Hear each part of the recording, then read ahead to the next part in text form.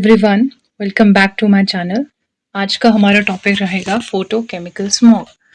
Photochemical smog से पहले हमें पता होना चाहिए कि व्हाट इज स्मॉग। स्मॉग बना होता है स्मोक और फॉग से मिलकर। स्मोक में क्या होता है हमारे पास? स्मोक में एरोसोल पार्टिकल्स होते हैं, मिस्ट पार्टिकल्स, सॉलिड पार्टिकल्स और लिक्विड पार्टिकल्स होते हैं। जब ये मिलते हैं तो क्या होता है कि जो लाइट है, ये लाइट को पास नहीं होने देते और स्कैटरिंग ऑफ विजिबल लाइट, जो सूर्य की किरणें हैं, वो ब्लॉक हो जाती है। एक जो डस्ट और पार्ट मतलब लिक्विड है, दोनों हमारे पास प्रेजेंट है स्मोक में। तो smoke is an aerosol of solid particles and liquid droplets that are close to ideal range of size for scattering of visible light. Fog. Fog क्या होता है? फॉग होता है हमारा कोहरा, जो जनरली ठंड के टाइम में भी पड़ता है। आप देखते हैं कहीं वो नियर बाय वाटर बॉडी है तो सुबह के टाइम वहाँ पे कोहरा पड़ा होगा, वहाँ दिखता नहीं है, थोड़ा विजिबिलिटी लो होती है, लेकिन वो इतना हार्मफुल नहीं होता और इसमें इतना ज़्यादा पोल्यूशन नहीं होता जो हमारा नेचुरल कोहरा होता है या नेचुरल फॉग बोल सकते हैं जिसको। इन जब ये दोनों चीज़ें मिल जाती है, स्मोक और फॉग इकट्ठी हो जाती है, जब स्मोक और फॉग इकट्ठे हो जाते हैं तो बनाते हैं smog. The term smog encompasses the effect when a large number of gas phase molecules and particle matter are emitted to the atmosphere, creating a visible haze। तो क्या करेंगे, जब स्मोक और फॉग इकट्ठा मिल जाएंगे तो इंटेंसिफाई हो जाएंगे और इसमें जो पार्टिकल्स हैं, डस्ट पार्टिकल्स हैं या फिर हमारे पास कोई सरफेस से एयर पोल्यूटेंट है, वो भी इसमें मिक्स हो जाएंगे। और जो छोटे छोटे स्मॉल एरोसोल्स हैं या फिर पर्टिकुलेट मैटर है, वो मिक्स हो जाएंगे। तो उन सबको मिलाकर हमारे पास बनेगा स्मॉग। यहाँ पे आप इमेज देख सकते हैं अलग अलग, जैसे हमने आप अलग अलग भी पिक्चर देख सकते हैं कि इस ऊपर जो पिक्चर आग जल रही है ये स्मोक है, इसमें थोड़े डस्ट पार्टिकल्स हैं, थोड़े गैसियस कंपाउंड्स हैं हमारे पास। ये स्मोक है, इसमें जो विजिबिलिटी है वो काफ़ी कम हो गई है। जैसे ही धुआं ऊपर जा रहा है, स्मोक मतलब जब अनबर्न पार्टिकल्स रह जाते हैं हमारे, तो वो स्मोक पैदा करते हैं, धुआं पैदा करते हैं। और यहाँ पे आप देख सकते हैं कोहरा कैसा होता है, फॉग, जिसको फॉग, इसमें विजिबिलिटी कम होती है और ये ग्राउंड पे होती है। ग्राउंड में जो क्लाउड्स बोलते हैं कई बार, हल्के से, इतने इंटेंस नहीं, उस चीज़ को हम फॉग बोलते हैं। यहाँ पे आप देख सकते हैं ये है फॉग स्मॉग की इमेजेस, जहाँ दोनों चीज़ें इकट्ठी हो गई है, स्मोक भी और फॉग भी, जहाँ पे पोल्यूशन लेवल ज़्यादा हो गया है। और तो डेफिनेशन क्या है हमारी स्मॉग की? Smog is a type of atmospheric pollution. ये पॉल्यूशन है characterised by a combination of smoke and fog. तो ये कॉम्बिनेशन से बनती है स्मोक एंड फॉग के। It refers to a hazy, often brownish or grayish mixture of pollutant including particulate matter, ground level ozone, sulfur dioxide, nitrogen oxide, volatile organic compounds। तो smog हमारा बना होता है स्मोक और फॉग से। ये brown colour का भी होता है और ग्रे कलर का भी होता है, ग्रेइश या फिर येलोइश कलर का भी बोलते हैं। तो स्मॉग को हम येलो कलर का होता है, और क्लासिकल जो हमारे पास नॉर्मल स्मॉग जिसको बोलते हैं वो ब्राउनिश कलर का होता है। ये डिफरेंट डिफरेंट नेचर के होंगे, मैं आगे डिस्कस करूंगी इसको। Smog can reduce visibility, degrade air quality and have harmful effect on human health and environment। तो स्मॉग हमारे लिए अच्छा नहीं है, इसके हार्मफुल इफेक्ट्स हैं हेल्थ के लिए, एनवायरनमेंट के लिए, प्लांट्स के लिए, एनिमल्स के लिए, सबके लिए इसके हार्मफुल इफेक्ट्स हैं। It can occur in both urban and industrial area, typically as a result of emission from vehicle, industrial processes and other source interacting with atmospheric conditions such as sunlight, temperature, inversions। तो ये दोनों जगह तो smoke ज़्यादातर हमारा urban and industrial areas में पाया जाता है, बिकॉज वहाँ पर हमारी जो एमिशंस हैं एयर पोल्यूटेंट्स की वो थोड़ी ज़्यादा है, व्हीकल्स ज़्यादा है, इंडस्ट्रीज ज़्यादा है, उससे निकलने वाला जो धुआं है, हार्मफुल गैसेस हैं, वो उसकी कंसनट्रेशन ज़्यादा है, इसलिए वहाँ ये ज़्यादा पाया जाता है। जैसे आप एग्जांपल ले सकते हैं दिल्ली, दिल्ली में कितना हमारे पास स्मॉग होता है। History of smog. तो सबसे पहले किसने ये टर्म डिराइव करी हमारी जो स्मॉग है? The term smog was coined in the early 20th century and its origin is attributed to Dr. Henry Anthony Dace, who was a British physician and scientist। Dr. Dace views used the term smog in a paper he presented at the meeting of Public Health Congress in London in July 1905. तो सबसे पहले जो ये smog term derive करी है doctor डेस views ने derive करी है और जो सबसे पहले देखी भी गई है ये लंदन में देखी गई है। वहाँ ड्यूरिंग इंडस्ट्रियल रेवोल्यूशन के टाइम पे ये देखी गई है बिकॉज वहाँ पे इंडस्ट्रियल जब रेवोल्यूशन हुआ तो कोल वहाँ ज़्यादातर यूज़ करते थे। कोल की बर्निंग से हमारे सल्फर डाइऑक्साइड की जो कंसंट्रेशन है एटमॉस्फेयर में वो इंक्रीज हो जाती है और अदर पॉल्यूटेंट्स भी जो इंडस्ट्रीज से निकलते हैं वो भी हमारे इसके लिए रिस्पॉन्सिबल है स्मॉग के लिए। तो सबसे पहले हमारा लंदन में देखा गया। He combined the word smoke and fog to describe the hazy and polluted atmospheric conditions that were becoming increasingly common in industrialized cities like London at the time. तो उस समय पर वहाँ पे इंडस्ट्रियलाइजेशन ज़्यादा हो रही थी और जैसे स्टार्टिंग में तो इतना पता नहीं था कि इससे जो निकल रहा है वो हमारे लिए इतना हार्मफुल है कि क्या है। तो फर्स्ट टाइम लंदन में देखी गई और वहाँ पे डेथ भी हुई है लोगों की ड्यू टू एयर पोल्यूशन। वहाँ इतना पोल्यूशन हो गया हुआ था एक टाइम पे, उसके बाद रिड्यूस कर दिया। Name comes from a mix of smoke and fog, first observed in London during industrial revolution के टाइम पे देखा गया। दो तरीके का है हमारा, इंडस्ट्रियल स्मॉग या फिर इसको क्लासिकल स्मॉग भी बोलते हैं, फोटोकेमिकल स्मॉग लॉस एंजलिस में फर्स्ट टाइम देखा गया। टाइप्स हमारे पास क्लासिकल स्मॉग और फोटोकेमिकल स्मॉग। क्लासिकल स्मॉग की बात करेंगे, इसमें इंडस्ट्रियल स्मॉग आता है, लंदन स्मॉग बोल सकते हैं या फिर सल्फर स्मॉग भी हम इसको बोल सकते हैं।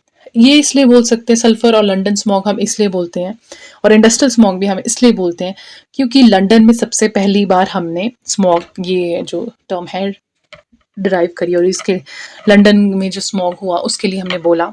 सेकेंडली वहाँ पे इंडस्ट्रीज बहुत ज़्यादा थी, इंडस्ट्रीज की वजह से वहाँ पे जो स्मॉग फॉर्मेशन हुई। थर्डली जो स्मॉग है उसमें सल्फर का कंसंट्रेशन काफ़ी इंक्रीज हो गया था, इस वजह से हम इसको सल्फर स्मॉग भी बोलते हैं। तो ये सारी category also known as sulphur smog, London smog and industrial smog. तो ये ब्राउन कलर की होती है। फोटोकेमिकल हमारी येलो कलर की होगी क्योंकि वो डे टाइम में होगी और ये हर टाइम प्रेजेंट रहेगी। ये वाली क्लासिकल स्मॉग डे में भी और नाइट में भी, दोनों टाइम में। तो ये ब्राउन कलर्ड स्मॉग है। रिड्यूसिंग इन नेचर, जो रिएक्शंस हो रहे हैं इस स्मॉग के अंदर वो रिड्यूसिंग इन नेचर के हैं। मेजर कंस्टिट्यूएंट हमारा सल्फर डाइऑक्साइड है, इसलिए हम सल्फर स्मॉग भी बोलते हैं। अगर इन डे एंड नाइट किसी भी टाइम, मतलब हर टाइम ही प्रेजेंट, अगर पॉल्यूशन हो गया है वहाँ स्मॉग आ गई है तो वो हर टाइम ही रहेगी। जनरली वो उस कंडीशंस में ज़्यादा प्रिवेल करेगी जब कोल्ड एंड ह्यूमिड क्लाइमेट होगा, तभी तो स्मॉग बनेगी। जब कोल्ड और ह्यूमिड क्लाइमेट होगा तो हमारे जो कोहरा है वो ज़्यादा होगा, ज़्यादा पड़ेगा और पोल्यूशन भी उस टाइम ज़्यादा हो रहा था। ठंड भी पड़ रही थी लंदन में और पोल्यूशन भी ज़्यादा हो गया था, इस वजह से वहाँ पे स्मॉग फॉर्मेशन हुई first time.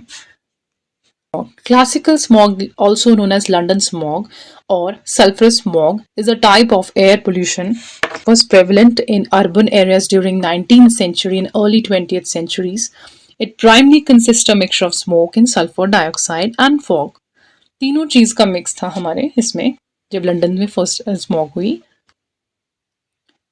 This type of smog is characterized by its thick yellowish brown appearance and a strong acrid odor. Classical smog occurs when coal or other fossil fuel are burned in large quantities, releasing sulfur dioxide in the atmosphere. तो yellowish brown appearance थी इसकी और एक particular strong smell थी, order थी। और main जो इसके रीजंस हैं हमारे क्लासिकल स्मॉग के, वो coal and fossil fuel burning. In the presence of moisture and fog, sulfur dioxide can react with other atmospheric pollutants to form fine particles and sulfur acid droplets, which create the characteristic smoky condition. तो इन चीजों ने मिलकर वहां पे smoggy condition बना दी थी, जिसको हम क्लासिकल स्मॉग बोलते हैं। क्या क्या चीजें थी हमारी?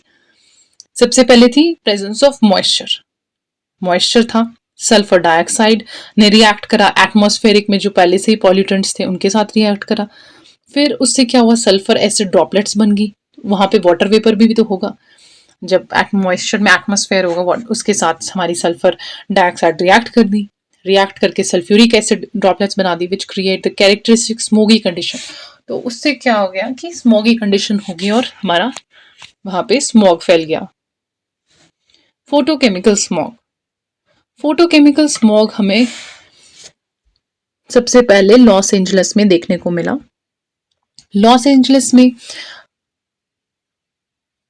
लॉस एंजलिस स्मॉग भी इसलिए हम बोलते हैं इसको फोटोकेमिकल स्मॉग को, क्योंकि पहली बार वहीं देखा गया।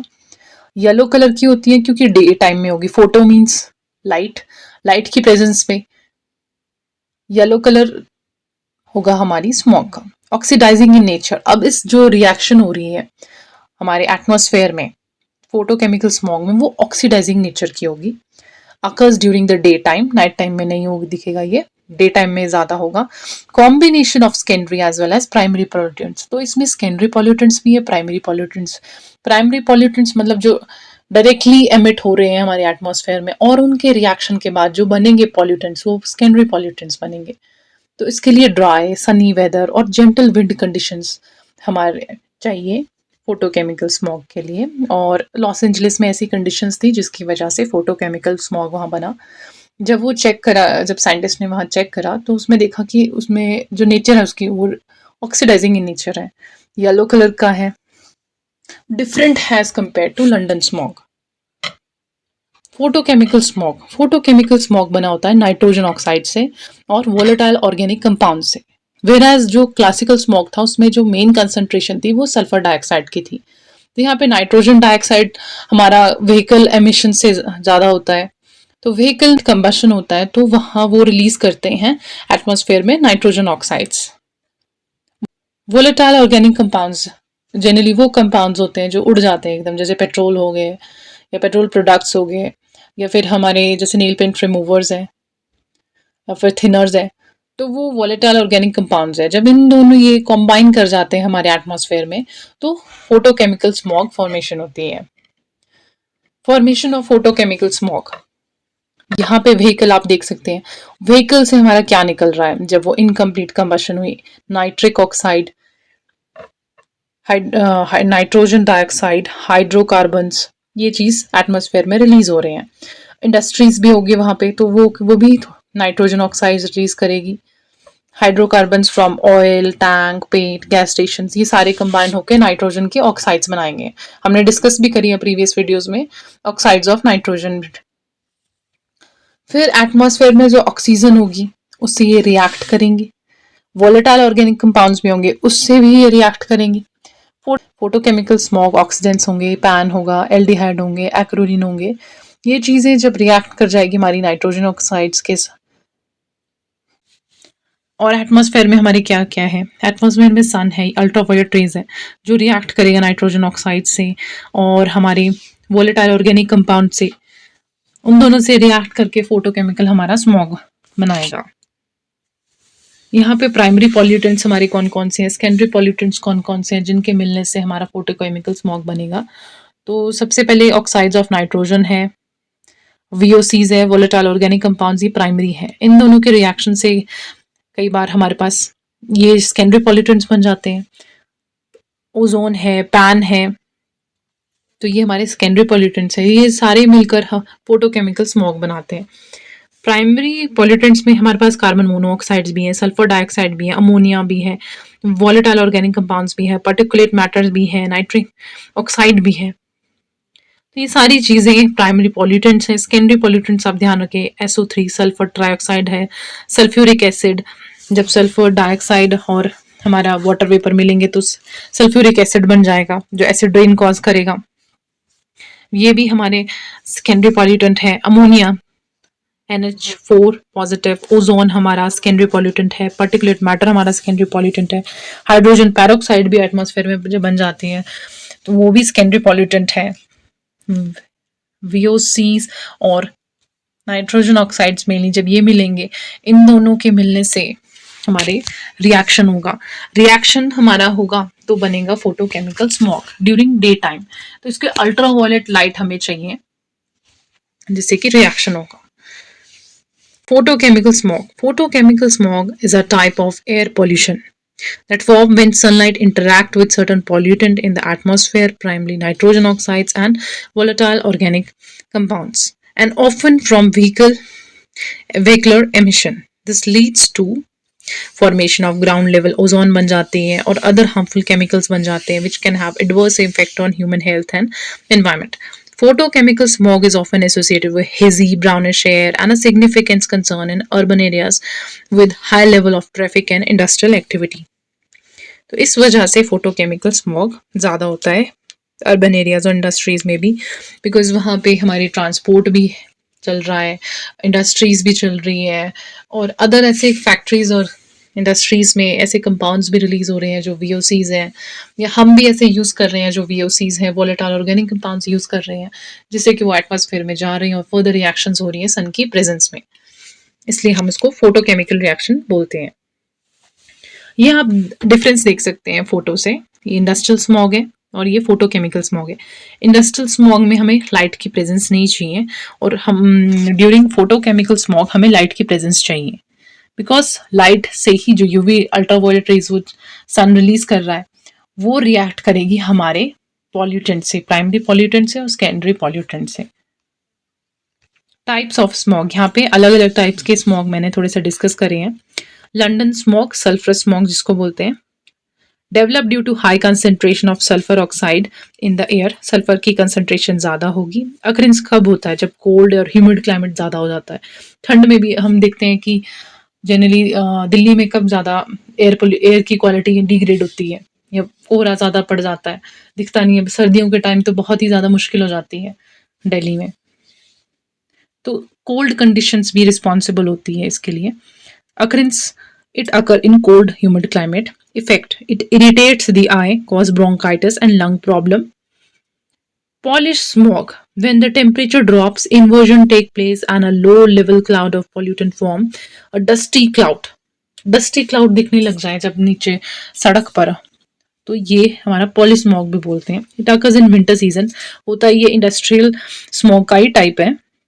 It affect the lungs, cause asthma और कार्डियोवैस्कुलर डिजीज. अब आता है हमारा लॉस एंजल्स स्मॉग जो कि फोटोकेमिकल स्मॉग है. It is produced when sunlight react with oxide of nitrogen at least once 1 VOC. It occur in warm, dry and sunny climate. इसके लिए वेदर कंडीशंस बिल्कुल अलग है फोटोकेमिकल स्मॉग के लिए. यहाँ पे ठंड नहीं चाहिए, यहाँ पे हमें गर्म टेम्परेचर चाहिए, वार्म टेम्परेचर चाहिए, सनी क्लाइमेट चाहिए और जो विंड है वो भी थोड़ी लाइट सी चाहिए, मतलब ज़्यादा स्ट्रॉन्ग विंड्स भी नहीं इसमें चाहिए. ये आई इरिटेट करेगा, पल्मोनरी डिजीज कॉज करेगा, कार्डियोवैस्कुलर डिजीज और अस्थमा कॉज करेगा. Natural smog it may result due to volcano, also known as acid smog, vog जिसको बोल सकते हैं, of hydrocarbon and volatile organic compounds, उससे भी जो रिलीज हो रहा है उससे हमारा नेचुरल स्मॉग बन रहा है. कि पहले से भी ये फिनोमिना चलता आ रहा है. रूरल एरियाज में भी हमारे पास नेचुरल स्मॉग बनता है और उन जगहों पे भी बनता है जहाँ पे वॉल्केनोज हैं और एसिड स्मॉग फॉर्मेशन हो रही है because of volcano due to natural activity, तो उसको नेचुरल स्मॉग बोलेंगे. It occur mostly in warm, humid, summer climate. इसके लिए भी जो क्लाइमेट चाहिए वो गर्म चाहिए, वार्म, ह्यूमिडिटी भी चाहिए, वाटर वेपर्स भी चाहिए ताकि वो भी रिएक्शन में इन्वॉल्व है हमारे. Irritation and inflammation of eye, dry cough, anterior uveitis, breathing difficulty, asthma, subconjunctival haemorrhage, ये भी बहुत ज़्यादा हार्मफुल होती हैं बिकॉज ये एसिडिक स्मॉग होती है जो इसके नियर अबाउट जो स्मॉग फॉर्मेशन होती है हमारे वॉल्केनोज के नियर अबाउट, तो इसको नेचुरल स्मॉग बोलते हैं और काफ़ी हार्मफुल भी होती है. ये छोटा सा डायग्राम है कि फोटोकेमिकल स्मॉग हमारी कैसे बनती है. सोलर रेडिएशंस आ रही है, वाटर वेपर है, नाइट्रिक ऑक्साइड है, तो वाटर वेपर रिएक्ट करेगा नाइट्रिक ऑक्साइड से, नाइट्रोजन डाइऑक्साइड्स हैं वो भी रिएक्ट करेंगे, पैन है, एल्डिहाइड्स है, हाइड्रोकार्बन्स है, एटॉमिक ऑक्सीजन, नाइट्रिक ऑक्साइड, ये सब रिएक्ट करके हमारे पास पहले सेकेंडरी पॉल्यूटेंट बनाएंगे. प्राइमरी पॉल्यूटेंट तो ये है ही, सेकेंडरी पॉल्यूटेंट बनाएंगे. सेकेंडरी पॉल्यूटेंट और प्राइमरी पॉल्यूटेंट जब इकट्ठे हो जाएंगे और वीओसीज इकट्ठे हो जाएंगे तो फोटोकेमिकल हमारी स्मॉग बनेगी. और इन दोनों के बीच रिएक्शन तब होगी जब एक पर्टिकुलर वेवलेंथ की लाइट, यूवी लाइट हमारी सन से निकलेगी और इन जो प्राइमरी पोल्यूटेंट और सेकेंडरी पोल्यूटेंट में रिएक्शन होगा. Reaction of smog, sulphur dioxide can be oxidised to sulphur trioxide, a secondary pollutant. तो सल्फर डाइऑक्साइड ट्राइऑक्साइड में बदल जाएगी. Metallic particular act as a catalyst for this reaction. In addition free radicals from nitrogen side also speed up the reaction. तो कुछ ऐसे compounds हमारे atmosphere में present है वो कैटलिस्ट का काम करने लग गए हैं और ये स्मॉग जो फॉर्मेशन है वो इंक्रीज कर देते हैं। Atomic oxygen forms ozone and formation of organic free radicals. इनकी भी रिएक्शन हमारी एटमॉस्फेयर में होने लग गई है। ऑक्सीजन एंड O2, तो ये ग्राउंड लेवल ओजोन फॉर्मेशन इन वजह जो हमारे पोल्यूशन की वजह से ज़्यादा फॉर्म होने लगी है और एक पॉइजनस गैस बना है, काफ़ी पॉइजनस गैस है। इफेक्ट ऑफ स्मॉग, अब इसका क्या इसके इफेक्ट्स हैं? Fine particles pollution can cause shortness of breath, wheezing, cough, chest pain, fatigue, थकावट रहेगी, चेस्ट में दर्द रहेगी, कफ, वीजिंग, आई इरिटेशन, सारी मतलब जो भी एयर से हमें डिजीज हो रही है वो लंग्स की ज़्यादातर होगी बिकॉज इनहेल कर रहे हैं हम एयर, आइज की होगी, स्किन की भी होगी, तो काफ़ी सारी प्रॉब्लम्स हम फेस कर सकते हैं। ग्राउंड लेवल ओजोन से क्या होगा? डिफिकल्टी होगी ब्रीदिंग की, शॉर्टनेस होगी, सोर थ्रोट होगा, fatigue, wheezing, coughing. Ozone can make this condition worse, asthma and COPDs, emphysema, तो ऐसी ऐसी बीमारियां हमें लग सकती है due to smog. Effect of smog, ये एनिमल्स को, प्लांट्स को, दोनों को इफेक्ट करता है। प्लांट को अगर विजिबिलिटी कम हो जाएगी तो उनका जो फूड फॉर्मेशन है वो भी स्लो डाउन हो जाएगा, प्रोडक्शन हो जाएगी हमारे खाने की, मतलब या क्रॉप जो प्लांट्स हैं उनकी जो प्रोडक्शन है, उनकी आउटपुट है वो भी रिड्यूस हो जाएगी बिकॉज अगर स्मॉग रहेगा हमारे एटमॉस्फेयर में तो विजिबिलिटी जो सन की लाइट है वो रिड्यूस हो जाएगी। एनिमल्स भी ब्रीदिंग इश्यूज फेस करेंगे, उनके लिए भी ये हार्मफुल है। क्वालिटी इंडेक्स मैं यहाँ मेंशन करूंगी, हमें पता होना चाहिए कि एयर क्वालिटी इंडेक्स क्या होता है और ये यूज़ होता है कि एयर की क्वालिटी को चेक करने के लिए यूज़ होता है कि कितना हमारा स्मॉग है, क्या कंडीशंस हैं।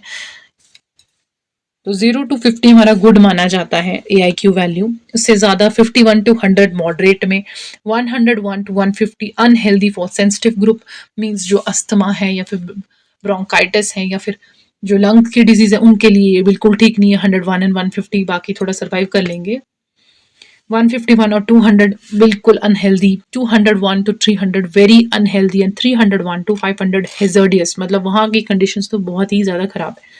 तो जो गुड है हमारी 0 to 50, मॉडरेट है 51 to 100 और unhealthy for sensitive group 101 to 150। ये रेंज आपको पता होनी चाहिए। How we can reduce chemical smog, तो यहाँ थोड़े से स्टेप्स लिखे हैं। प्लांटिंग मोर ट्रीज, ज़्यादा से ज़्यादा पेड़ उगाओ। Using electric vehicles, means vehicle का इमिशन हमारा खत्म हो जाएगा अगर इलेक्ट्रिक व्हीकल्स पे स्विच कर लिया बिल्कुल। Using alternate source of energy, using environmental friendly vehicles, using public transport. तो इन चीज़ों से क्या होगा? इन चीज़ों से हमारे प्लांट्स क्या करेंगे? एब्जॉर्व कर लेंगे हार्मफुल केमिकल्स को, ज़्यादा से ज़्यादा फ्रेश ऑक्सीजन हमारे रहेगी, एटमॉस्फेयर में इतना ज़्यादा पॉल्यूशन नहीं होगा, प्लांट्स हमारे एब्जॉर्व कर लेंगे और ऑक्सीजन देंगे तो फ्रेश एयर रहेगी और हमारे जो हेल्थ है वो ठीक रहेगी। अगर हम साइकिल्स यूज़ करें तो वो हमारी हेल्थ के लिए भी अच्छा है और इन्वायरमेंट के लिए भी अच्छा है। लाइट के लिए अगर सोलर पैनल्स यूज़ हो, मतलब सोलर एनर्जी, सौर ऊर्जा का यूज़ हो तो बहुत ही अच्छा है बिकॉज है ना, कोल की बर्निंग हो रही है ना, फॉसल फ्यूल बर्न हो रहा है, जिससे कि एटमॉस्फेयर में कुछ भी रिलीज नहीं होगा और हमारा एटमॉस्फेयर सेफ रहेगा, पॉल्यूशन भी नहीं होगा और स्मॉग फॉर्मेशन भी नहीं होगी। मैंने कुछ इम्पॉर्टेंट MCQ लिए यहाँ पर। तो जो पहला MCQ है वो है फोटोकेमिकल स्मॉग कंसिस्ट ऑफ। तो फोटोकेमिकल स्मॉग में क्या चीफ कंस्टिट्यूएंट होते हैं हमारे पास? ओजोन होता है, पैन होता है और ऑक्साइड ऑफ नाइट्रोजन, जिसको नॉक्स भी बोल सकते हैं। Second question, who was the first scientist to coin the term smog and to describe the layer of smog? तो ये है doctor Henry Antoine Des Voeux. Third question, which of the following pollutants are responsible for the cause of smoke? तो कौन से ऐसे pollutants हैं जो smoke को कॉज करते हैं? फर्स्ट ऑप्शन है from incinerators, emission from vehicles, या फिर दोनों। तो सी ऑप्शन है, दोनों से ही हमारी स्मोक की फॉर्मेशन होती है। फोर्थ क्वेश्चन है, विच of the following is called the secondary air pollutant? Secondary air pollutant क्या है हमारा? Pan, ozone, carbon monoxide, nitrogen dioxide. तो ओजोन हमारी सेकेंडरी पॉल्यूटेंट है। विच of the following particles is called the particulate pollutant? Particulate pollutant कौन से होते हैं? जो सॉलिड होते हैं। ओजोन हमारी गैस फॉर्म में है, रेडॉन भी गैस होती है, इथाइलिन भी गैस होती है, और फ्लाई ऐश है, ये हमारे ऐश पार्टिकल्स है। इसमें सॉलिड पार्टिकल्स होते हैं जो कि छोटे छोटे पर्टिकुलेट पॉल्यूटेंट्स उसको बोलते हैं। The chief constituent of photochemical smog in metropolitan areas. Metropolitan areas में क्या ज़्यादा होता है? गाड़ियाँ ज़्यादा होती हैं, गाड़ियों से जो निकला नाइट्रोजन डाइऑक्साइड, नाइट्रोजन की कंसंट्रेशन ज़्यादा होती, नाइट्रोजन डाइऑक्साइड की कंसंट्रेशन ज़्यादा होती है। 7th क्वेश्चन है, विच of the following statement is true about smog? तो स्मॉग बना होता है वैसे दोनों चीज़ों से, फॉग और स्मोक से, तो जो डी ऑप्शन है वो हमारा आंसर होगा। Which of the following disease are caused by smog? Smoke से कौन सी प्रॉब्लम्स होती है? रिकेट्स, ब्रोंकाइटिस, ब्रीदिंग प्रॉब्लम्स, तो सारी की सारी प्रॉब्लम हमारी स्मॉग से हो सकती है। Which of the following agent mainly responsible for secondary pollutant? Secondary pollutant कौन बनाता है? स्मॉग बनाता है या ओजोन बनाती है? ओजोन खुद भी सेकेंडरी पॉल्यूटेंट है। सल्फर ट्राइऑक्साइड, नाइट्रोजन डाइऑक्साइड, तो ये सभी के सभी सेकेंडरी पॉल्यूटेंट बनाते हैं या तो है। तो ये सारे के सारे ही आंसर है इसका। Smoke, fumes, ash, dust, nitric oxide and sulphur dioxide are the main sources of, किसके सोर्सेज है ये? प्राइमरी पॉल्यूटेंट्स की। So this is all about this video. Thank you.